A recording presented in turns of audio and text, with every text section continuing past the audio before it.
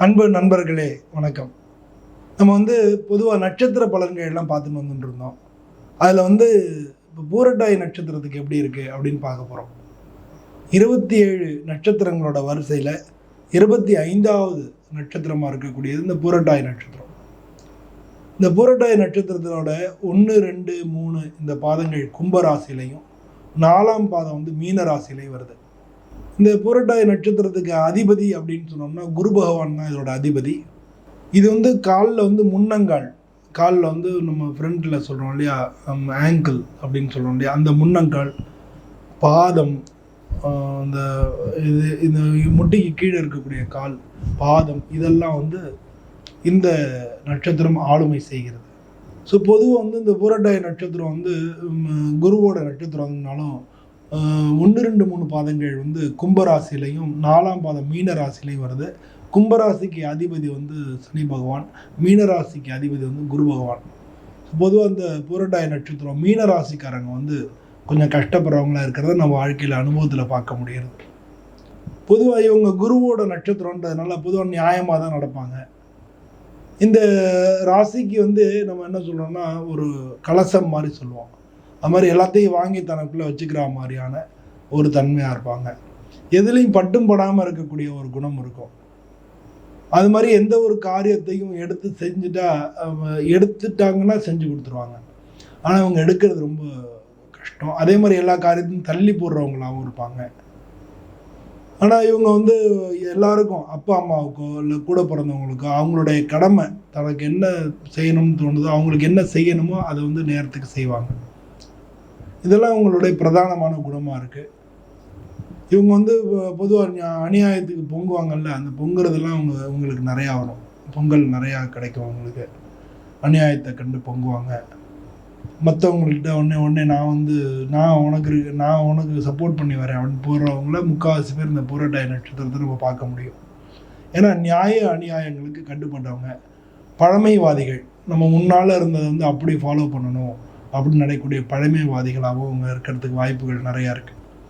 பொதுவாக இவங்களுக்கு குடும்பஸ்தானத்துக்கும் லாபஸ்தானத்துக்கும் அதிபதி குரு பகவான்றதுனால குரு திசை இவங்களுக்கு ரொம்ப ரொம்ப நல்லாயிருக்கும்.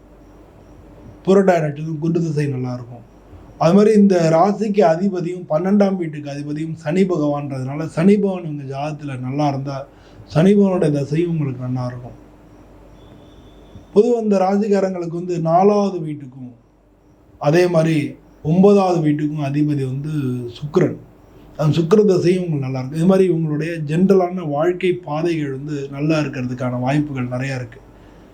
இள வயசில் கஷ்டப்படுறவங்களாகவும் பிற்காலத்தில் நல்லா இருக்கிறவங்களாகவும் இந்த பூரட்டாதி நட்சத்திரக்காரங்க இருப்பாங்க. தொழில்னு பார்த்தோம்னா ஆன்மீகம், தத்துவம், இதெல்லாம் 26 வயசு வரைக்கும் கொஞ்சம் கஷ்டப்படுவாங்க. அதனால் நல்ல தத்துவவாதிகளாக இருப்பாங்க. ஆன்மீகத்தில் ஈடுபாடு உள்ளவங்கள, குருவோட நட்சத்திரம் இல்லையா, ஆன்மீகத்தில் ஈடுபாடு உள்ளவங்களாக இருப்பாங்க. 2ஆம் வீட்டுக்கு அதிபதி வாக்குஸ்தானம்ன்றதுனால இவங்க சொல்கிறத மதிப்பான வேலைகளை பார்க்கக்கூடியவங்களாக இருப்பாங்க. இவங்க சொல்கிறத கேட்கக்கூடிய மதிப்பான வேலைகளை பார்க்கக்கூடியவங்களாக இருப்பாங்க. நல்ல காசு பணம் சம்பாதிக்கக்கூடியவங்களாகவும் இவங்க இருப்பாங்க. ஆனால் பொதுவாக இவங்களுடைய டீச்சர்ஸ் நிறையா பேர் இதில் பார்க்கலாம், ப்ரொஃபஸர்ஸ் நிறையா பேர் பார்க்கலாம். அது மாதிரி பள்ளிகள் நடத்துகிறவங்க, பள்ளி தாளாளர்கள், பள்ளியில் இருக்கக்கூடிய ஹெட்மாஸ்டர்கள், அவங்கள பார்க்கலாம். ஜட்ஜு அவங்கள பார்க்கலாம். ஏன்னா குருவுக்கு அதிபதி ஜட்ஜெல்லாம் அதில் தான் வருவாங்க. அவர் மடாலயம் இதுக்கு அதிபதியாக இருக்கிறவங்கள பார்க்கலாம். இதெல்லாம் இவங்க பார்க்கலாம். இசை இலக்கியத்துலையும் மதம் சார்ந்த விஷயங்கள்லையும் உங்களுக்கு ஈடுபாடு அதிகமாக இருக்கும். விளையாட்டுத்துறையில் நல்லா இது பண்ணுவாங்க. ஏன்னா விளையாட்டு உங்களுக்கு ரொம்ப பிடிச்சதாக இருக்கும். விளையாட்டுத்துறையில் ஏன்னா கும்பராசினா கும்பராசியில் பிறந்தவங்களுக்கு 1, 2, 3 3ஆவது வீட்டுக்கு அதிபதி செவ்வாய். அதே மாதிரி 10ஆவது வீட்டுக்கு அதிபதியும் செவ்வாய். அதனால் இராணுவம் அது சம்மந்தப்பட்ட இடத்துல வேலை பார்க்குறவங்களாகவும் விளையாட்டுத்துறையில் ஆர்வம் உள்ளவங்களாகவும் இருப்பாங்க. எதையும் கற்றுக்கணும் அப்படின்னு சொல்லி நினைக்கக்கூடியவங்களா இந்த பூரட்டாதி நட்சத்திரக்காரங்க இருப்பாங்க. இவங்களோட வரக்கூடிய நோய்கள் அப்படின்னா எப்போவுமே இவங்க சுறுசுறுப்பாக எல்லாத்தையும் கற்றுக்கிறதுனால அது பண்ணுறேன் இது பண்ணுறேன் அப்படின்னு சொல்லி எல்லாத்தையும் கற்றுக்கணும்னு ஆர்வம் உள்ளதுனால சுறுசுறுப்பாக இயங்கிக்கிட்டு இருந்தாங்கன்னா எந்த நோயும் இவங்களுக்கு வரதுக்கு வாய்ப்பே இல்லை. வந்தால் மூட்டு வலி அது மாதிரி, ஏன்னா இந்த ராசிக்கு அதிபதி சனி பகவான்றதுனால மூட்டு வலி, கை கால் வலி, இந்த மாதிரி வலிகள் போகலாம். அதே நேரத்தில் வந்து இந்த நட்சத்திரத்துக்கு அதிபதி வந்து குரு பகவான்றதுனால, குரு பகவான் ஃப்ளம் அப்படின்னு சொல்லுவாங்கல்ல, சளி கட்டு அப்படின்னு, அதுக்கு அதிபதின்றதுனால அந்த மாதிரி சளி தொந்தரவுகள் வரலாம். ஒரு சில பேருக்கு ஆஸ்துமா, ஈஸ்னோஃபிலியா இந்த மாதிரி வரலாம். இதெல்லாம் இவங்களுக்கு வரக்கூடிய நோய்களாக இருக்குது. பொதுவாக நான் முன்னால் சொல்ல மாதிரியே இவங்களுக்கு ஆரம்பத்தில் எடுத்தோடனே குரு தசை வந்துடுது. அந்த குரு தசை வந்து இவங்களுடைய இளமை பருவத்தில் வருது. இளமை பருவத்தில் வரனால பாதி தான் இவங்க எப்போ பிறகுறாங்களோ அப்போலேருந்து தான் அந்த தசையுடைய சொச்சம் தான் உங்களுக்கு வரும். அதனால் இவங்களுடைய அப்பா அம்மாவுக்கு ஒரு சில கஷ்டங்கள். பொதுவாகவே கும்பராசியில் வந்து இவங்க இருந்தாங்கன்னா, கும்பராசிக்காரங்க வந்து ஒரு 3-4 வயசு வரைக்கும் கும்பராசிக்காரங்களுடைய அப்பா அம்மா கஷ்டப்படுவாங்க. அதுக்கப்புறம் இவங்க வளர்கிற மாதிரியே அவங்க வளர்ந்து வருவாங்க. அதே மாதிரி மீனராசி அதில் இருக்கக்கூடியவங்களுக்கு பார்த்தோம்னா சின்ன வயசுலேயே நல்லா இருப்பாங்க. அவங்களுக்கு வந்து பூரட்டாதி நட்சத்திரம் 4ஆம் பாதமாக இருந்தாங்கன்னா அவங்க பிறந்தவுடனே பல விதமான நன்மைகள் அவங்க வீட்டில் கிடைக்கும். அவங்க நல்லா இருப்பாங்க. நீர் சம்பந்தப்பட்ட விஷயங்களும் ஜாக்கிரதையாக இருக்கணும். நீரில் கண்டம் வரதுக்கான வாய்ப்புகள் இருக்குது. இதெல்லாம் வந்து ஜென்ரலாக இவங்களுக்குள்ள ப்ரிடிக்ஷனாக இருக்குது. அதுக்கு அடுத்து பார்த்தோம்னா சனி தசை வரும்.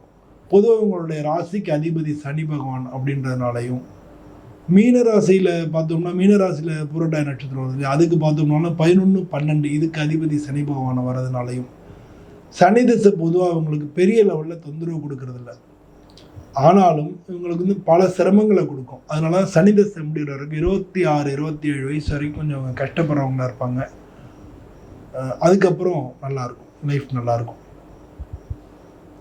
இதுக்கு அடுத்து வரக்கூடிய தசைன்னு பார்த்தோன்னா புதன் தசை. பொதுவாக இந்த ராசிக்கு 5வது வீட்டுக்கும் 8வது வீட்டுக்கும் அதிபதி வந்து புதன் பகவான். ஸோ புதனுடைய காலங்களில் வந்து அந்த காலங்களில் நல்லாவே இருக்கும். இவங்களுக்கு புதன் திசையில் தான் வந்து பலவிதமான முன்னேற்றங்கள் கிடைக்கும். இவங்க மனசு விரும்பினபடி பண்ணுவாங்க. ஒரு சில பேர் வேலையை விட்டுட்டு பிஸ்னஸ் பண்ணுறது, அது மூலமாக லாஸ் ஆகிறது. ஒரு சில பேர் வேறு ஏதான ஒரு அவசரப்பட்டு ஒரு சில விஷயங்கள் பண்ணிவிட்டு அதில் வந்து மாட்டிக்கிறது. இந்த மாதிரியான விஷயங்கள்லாம் அந்த புதன் திசையில் நடக்கும். ஆனால் புதன் திசையில் கொஞ்சம் ஜாக்கிரதையாக இருக்கணும். பட் அறிவு பழிச்சிடும். இவங்க வேலை பார்க்குற இடத்துல இவங்களோட திறமைகள் வந்து பயங்கரமாக பழிச்சிடும். ஸோ அதனால் வந்து அந்த புதன் திசை காலத்தில் இவங்க வந்து ஜாக்கிரதையாக இருக்கணும். இதுக்கு அடுத்து வரக்கூடிய திசை கேது திசை. கேது உங்களுக்கு ஜாதகத்தில் நல்லா இருந்தாங்கன்னா நல்ல பலன்களாகவே நடக்கும். அதுக்கு வரக்கூடிய சுக்கிர திசையில் நான் ஏற்கனவே சொன்னேன், சுக்கிரன் உங்களுக்கு ரொம்ப ரொம்ப நல்ல பலன்களை கொடுக்கும். ஸோ உங்களோட வாழ்க்கை பாதைகள் 26-27 வயசு வரைக்கும் கஷ்டப்படுவாங்க. அதுக்கப்புறம் பார்த்தோம்னா 30-35 வயசு 40 வயசுக்கிட்ட ஒரு கஷ்டம் வரும். அதில் நல்லபடியாக நேர்மையாக நடந்துட்டாங்க. ஏன்னா குருவும் வந்து நேர்மைக்கு அதிபதி, சனி பகவானும் நேர்மைக்கு அதிபதி.